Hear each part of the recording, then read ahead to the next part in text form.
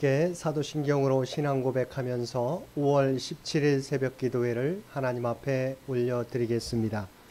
전능하사 천지를 만드신 하나님 아버지를 내가 믿사오며 그 외아들 우리 주 예수 그리스도를 믿사오니 이는 성령으로 잉태하사 동정녀 마리아에게 나시고 본디오 빌라도에게 고난을 받으사 십자가에 못 박혀 죽으시고 장사한 지 사흘 만에 죽은 자 가운데서 다시 살아나시며 하늘에 오르사 전능하신 하나님 우편에 앉아 계시다가 저리로서 산자와 죽은 자를 심판하러 오시리라.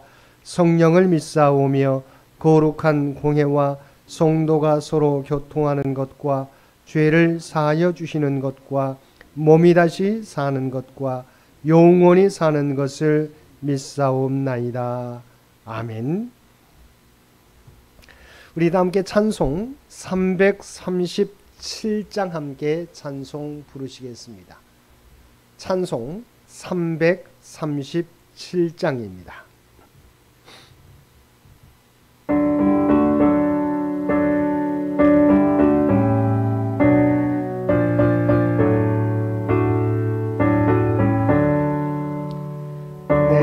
시험 무거운 짐을 주 예수 앞에 아뢰이면 근심에 쌓인 날 돌아보사 내 근심 모두 맡으시네. 무거운 짐을 나 홀로 지고 견디다 못해 쓰러질 때 불쌍히 여겨 구원해 주리. 은혜 주님 오직 예수. 내 모든 괴로움 닥치는 환난 주 예수 앞에 아뢰이면 주께서 친히 날 구해 주사 넓으신 사랑 베푸시네. 무거운 짐을 나 홀로 지고 견디다 못해 쓰러질 때 불쌍히 여겨 구원해 주리. 은혜 주님 오직 예수. 내 짐이 점점 무거워질 때 주 예수 앞에 아뢰이면 주께서 친히 날 구해 주사 내 대신 짐을 져주시네. 무거운 짐을 나 홀로 지고 견디다 못해 쓰러질 때 불쌍히 여겨 구원해 주리. 은혜 주님 오직 예수. 다음에 시험 무서운 죄를 주 예수 앞에 아뢰이면 예수는 나의 능력이 되사 세상을 이길 힘 주시네. 무거운 짐을 나 홀로 지고 견디다 못해 쓰러질 때 불쌍히 여겨 구원해 주리. 은혜 주님 오직 예수. 오늘 우리에게 주신 하나님의 말씀 사무엘하 19장 1절에서 8절까지 말씀입니다. 사무엘하 19장 1절에서 8절까지 말씀입니다. 우리 주신 말씀 1절에서 8절까지 우리 한 절씩 교독합니다. 어떤 사람이 요압에게 아뢰되 왕이 압살롬을 위하여 울며 슬퍼하시나이다 하니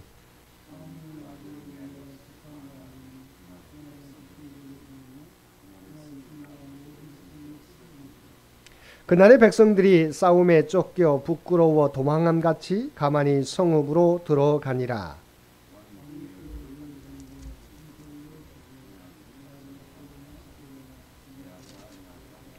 요압의 집에 들어가서 왕께 말씀드리되 왕께서 오늘 왕의 생명과 왕의 자녀의 생명과 처첩과 비빈들의 생명을 구원한 모든 부하들의 얼굴을 부끄럽게 하시니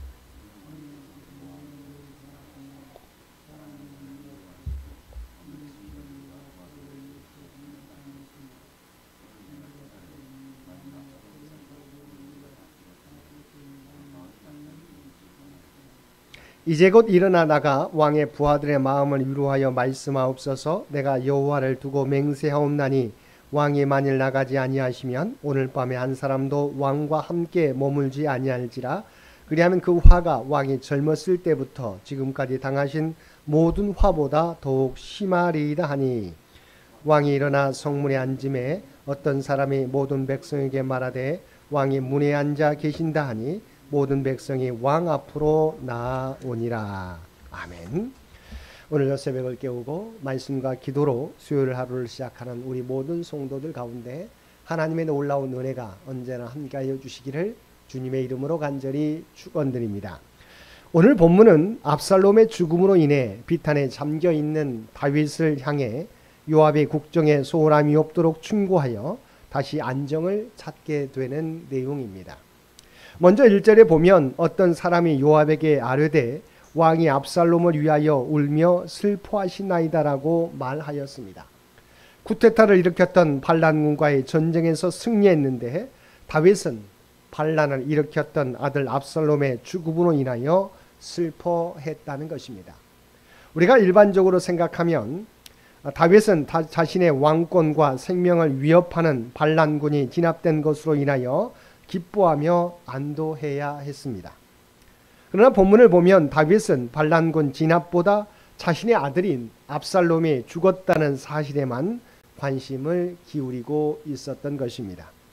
압살롬은 분명 반역자였고 왕의 자리를 차지하기 위해서 아버지 다윗의 목숨까지 노린 폐영 무도한 아들이었습니다. 그러나 이런 그의 범죄 사실에도 불구하고 다윗은 아들 압살롬을 위하여, 즉 그의 죽음으로 인하여 울며 슬퍼하였던 것입니다. 2절을 보면 왕이 그 아들을 위하여 슬퍼한 다음에 그날의 백성들에게 들림에 그날의 승리가 모든 백성에게 슬픔이 된지라고 말씀하고 있습니다. 즉 압살롬의 죽음에 대한 소식을 들은 다윗이 극도의 슬픔에 잠기자 백성들 가운데는 승전의 기쁨이 사라지고 대신 우울하고 심통한 분위기가 감돌았다는 것입니다. 그 결과 전쟁에서 승리한 다윗의 군사들은 당당하게 승리의 행진을 하는 대신에 패전한 군사처럼 슬며시 성으로 들어갈 수밖에 없었습니다. 지도자 다윗의 태도로 인하여 생사를 건 싸움에서 이기고 돌아온 사람들이 열렬한 환영과 축하를 받는 대신에 패잔병처럼 고개를 숙이고 들어와야만 했다는 것입니다. 더구나 그들은 다윗의 목숨을 자신의 목숨보다 더 소중하게 여겼던 사람들로서 다윗이 전쟁에 참여하려고 할 때 다윗을 굳고 만류하고 그를 보호하였던 사람들이었습니다. 그런데 그들은 지금 승리의 기쁨을 누리기는커녕 다윗으로 인하여 승전과는 전혀 어울리지 않는 슬픔에 잠겨야 했던 것입니다. 여기서 우리는 공동체와 조직을 이끄는 지도자의 태도가 어떠해야 하는가를 잘 알 수 있습니다. 절망 속에서도 믿음으로 하나님을 바라보게 하는 사람이 영적인 지도자인데 지금 다윗은 온 백성들이 승리로 인하여 기뻐해야 하는데 자신의 아들의 죽음으로 인해 슬퍼함으로 전쟁에 승리한 군사들이 승리의 기쁨을 누리지 못했던 것입니다. 4절은 다윗이 압살롬의 죽음에 대하여 어떻게 슬픔을 표시하고 있는지 구체적으로 말하고 있습니다. 왕이 그의 얼굴을 가리고 큰 소리로 부르되 내 아들 압살롬아 압살롬아 내 아들아 내 아들아 하니, 여기서 얼굴을 가리다는 것은 극한 슬픔과 수치를 감추어 보려는 행동으로 이렇게 다윗이 얼굴을 가리고 소리내어 울었던 데에는 다음에 두 가지 이유가 있었던 것으로 생각됩니다. 먼저는 사랑하는 아들의 죽음에 대한 부모로서의 당연한 슬픔이 담겨 있었을 것입니다. 둘째는 자신이 범한 죄에 대한 하나님의 심판으로 말미암아 결국 압살롬은 물론 무고한 많은 사람들까지 피를 흘려야 했던 것에 대한 심한 자책감이 있었을 것입니다. 이 두 가지 이유로 다윗은 그토록 비탄과 고통을 느끼며 통곡해야만 했던 것입니다. 그런데 우리는 여기서 다윗의 이러한 고통과 슬픔을 보며 단지 하나님의 징계만을 생각할 것이 아니라 그 후의 결과를 바라보아야 했다는 것입니다. 왜냐하면 하나님의 징계는 당신의 백성들에게 고통을 주시는데 그 근본 목적이 있는 것이 아니기 때문입니다. 그래서 하나님께서 성도를 더 나은 축복을 담기 위한 그릇으로 깨끗게 하는 손길이며 궁극적으로는 영원한 하늘의 축복으로까지 인도하는 이끄심이기 때문입니다. 우리가 잘 알고 있는 나 같은 죄인 살리신 찬송의 작사자인 존 누턴은 하나님이 주시는 징계와 시련을 가리켜서 이렇게 설명했습니다. 그것은 우리의 은혜로우시고 지혜 많으신 의사가 처방하신 약이다. 그분은 우리에게 그 약이 필요하게 처방하신 것이다. 그분은 그 약 사용의 빈도의 비율과 함량의 무게를 필요한 경우에 알맞게 조절하신다. 그러므로 우리는 그의 기술을 전적으로 믿고 그의 처방에 대하여 감사하자.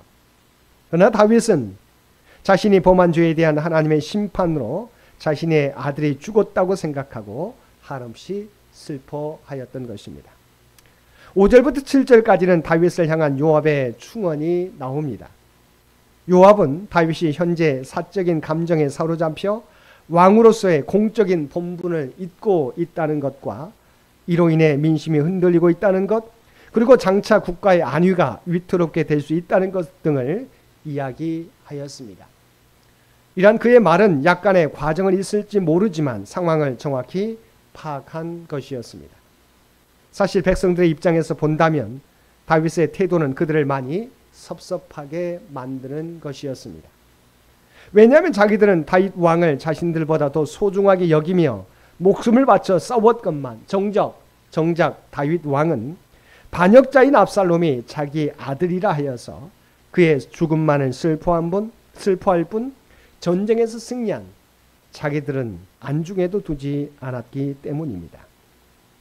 당시 다윗의 태도는 백성들을 먼저 배려하고 그들을 정의와 사랑으로 다스려야 될 왕으로서의 자기 신분과 직무를 망각한 모습이었습니다.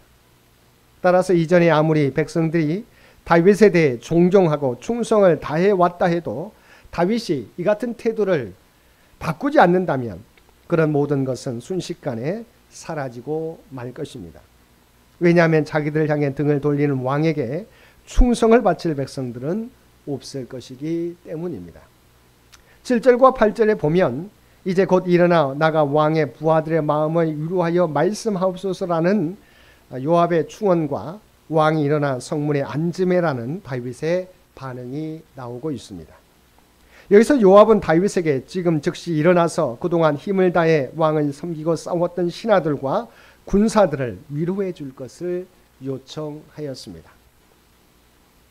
다윗의 위대함은 바로 그 다음 절에 나옵니다.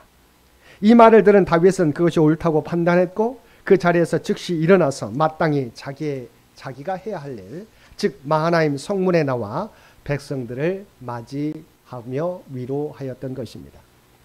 다윗은 아들을 잃은 슬픔으로 인해 자신이 왕으로서 감당해야 될 모습들을 감당하지 못하고 있었는데 요압이 다윗 왕이 나타내야 될 모습들을 알려주었을 때 왕이 그 조언에 대하여 그대로 따랐던 것입니다.